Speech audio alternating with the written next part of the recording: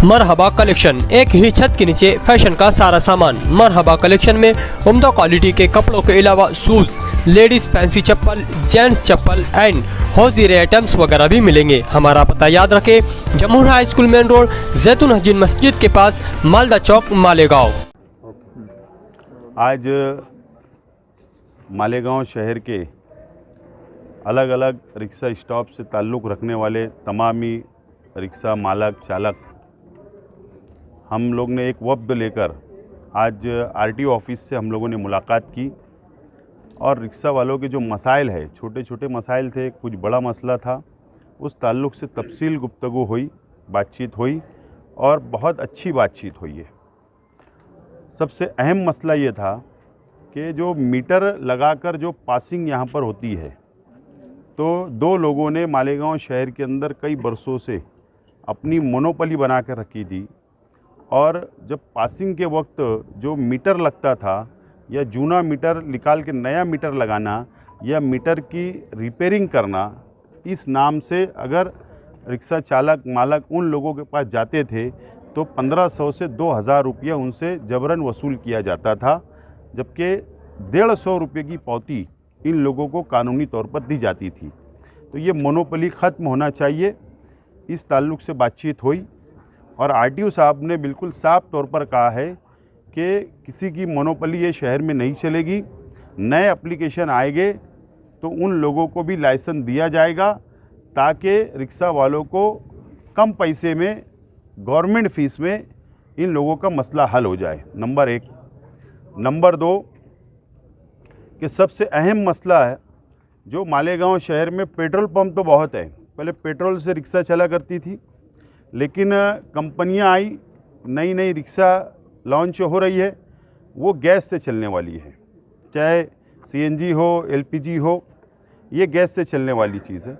लेकिन मालेगांव शहर में अगर 50% रिक्शा गैस पे चलती है तो यहाँ पर पंप नहीं है, जो गैस का पंप होना चाहिए, जो टेरा और वाक़े फाटे पे आना पड़ता है, और मालेगांव शहर के अंदर पंप होना चाहिए। इसके लिए आरटीओ साहब ने, यहाँ के डिपार्टमेंट ने कलेक्टर महोदय को और सरकार को एक रिक्वेस्ट लेटर भेजना चाहिए, डिमांड करना चाहिए कि मालेगांव शहर में 10-12 गैस का पंप होना चाहिए।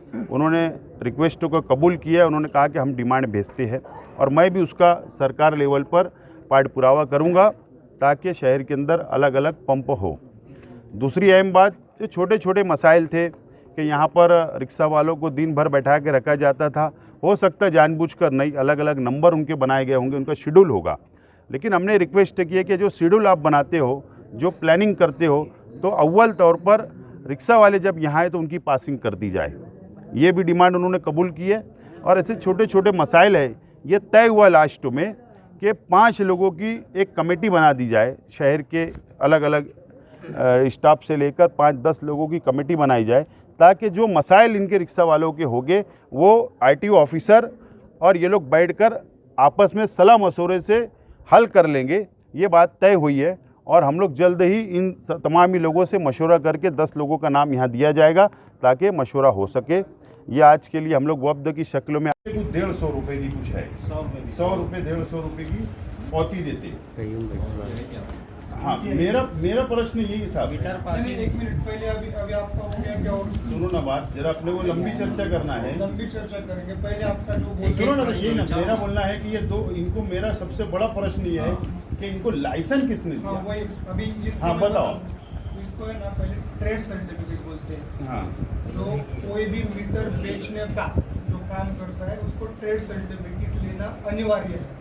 तो मालेगांव में सिर्फ 2 ट्रेड सर्टिफिकेट होल्डर हैं, सिर्फ 2, तो वही बेचने का काम करेंगे। अगर आपको ऐसा लगता है कि सिर्फ ये 2 ही क्यों, तो मैं आपको बोलता हूँ, या फिर अभी यहाँ पे जितने भी लोग आए हैं वो कोई भी ले लो, जिसको ट्रेड सर्टिफिकेट चाहिए वो अप्लाई करे, मैं उनको ट्रेड सर्टिफिकेट दे सकता हूँ। ऐसा हमने ऐसा कुछ ये नहीं किया है कि उनके पास ही जाओ, उनके पास ट्रेड सर्टिफिकेट है, इसलिए लोग वहाँ पे जाते हैं।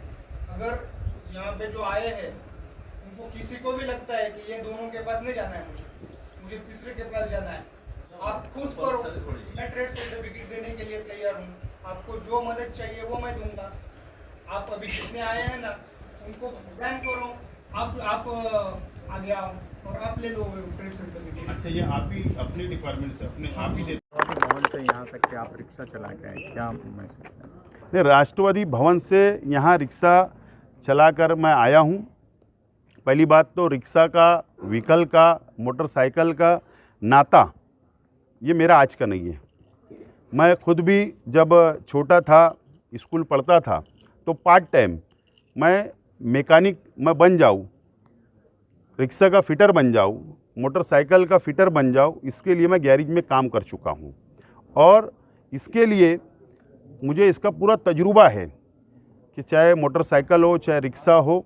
और इसके लिए आज मैं खुद, ये बात का मैंने उसी वक्त इन लोगों से कहा था कि मैं खुद रिक्शा चलाते हुए जाऊंगा, लेकिन बहुत अच्छा तजुर्बा रहा। मैंने आपको बताया हूँ कि ये लोग जो मेहनत करते हैं, हम तो 3 किलोमीटर 5 किलोमीटर आए तो हमको एहसास हो गया कि कितनी दिक्कत रास्ते में आती है। ट्रैफिक की दिक्कत आती है, ट्रैफिक जाम हो जाता है, कोई लोग गाड़ियां सही ढंग से नहीं चलाते, उनको बचाना है, तो ये दिन भर गुजारते होंगे। तो वाकई में ये लोग अपनी मेहनत करके, मैं समझता हूँ, रोज़ी रोटी कमाते हैं। लेकिन हमको भी इस बात का, मुझे भी एहसास है कि बहुत मेहनत करके, और मेरा जो तजुर्बा रहा ये बहुत अच्छा है और मैं समझता हूँ कि ये तजुर्बा इंसान ने लेते रहना चाहिए और मैंने आज लिया हूँ।